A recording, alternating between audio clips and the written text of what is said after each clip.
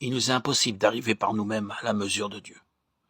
Le Saint-Esprit nous met en face de cette impossibilité absolue qu'il y a pour nous d'arriver jamais à être cela par nous-mêmes. Nous le voyons, Dieu a déterminé sa mesure. Dieu a présenté son modèle.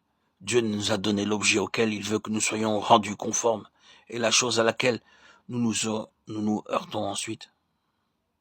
C'est l'impossibilité absolue qu'il y a pour nous à devenir cela. Non pas par nous-mêmes. Nous ne le pouvons pas. Assurément. N'avons-nous pas encore appris cette leçon de désespoir? Est-il nécessaire au Saint-Esprit de nous amener à désespérer encore et toujours à nouveau? Pourquoi ne pas désespérer définitivement et en finir une fois pour toutes? Pourquoi avoir à désespérer encore de jour en jour? C'est tout simplement parce que nous cherchons encore quelque chose, quelque part en nous-mêmes, quelques lambeaux de bonté que nous puissions présenter à Dieu pour le satisfaire, lui être agréable, répondre à ses exigences. Nous ne le trouverons jamais.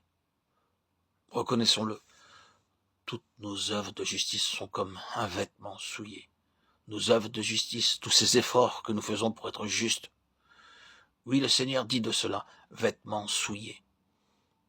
Reconnaissons cela une fois pour toutes. Si nous regardons au-delà de ce que nous affirmons ici, nous verrons où cela doit nous conduire. Cela nous conduit à la position la plus glorieuse.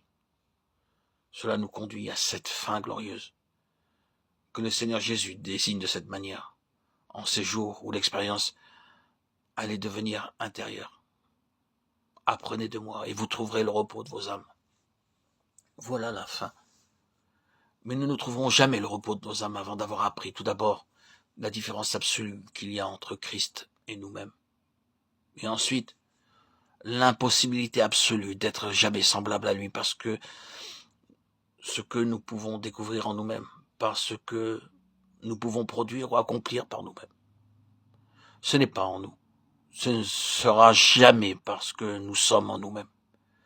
Il vaut donc mieux désespérer de nous-mêmes une fois pour toutes. Ces deux choses sont fondamentales. Cependant, le Saint-Esprit commencera ensuite à nous montrer comment son œuvre s'accomplit en nous.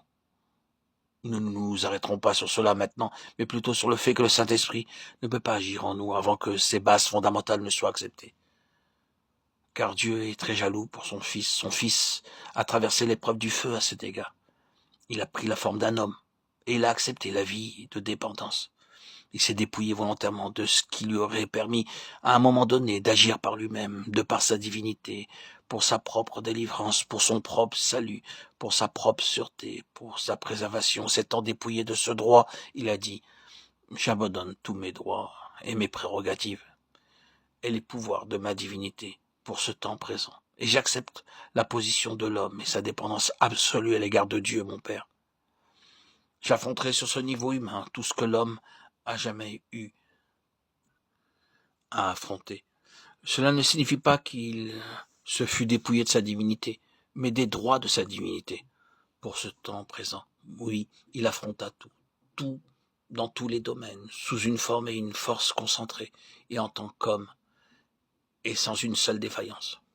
Il triompha pour l'homme.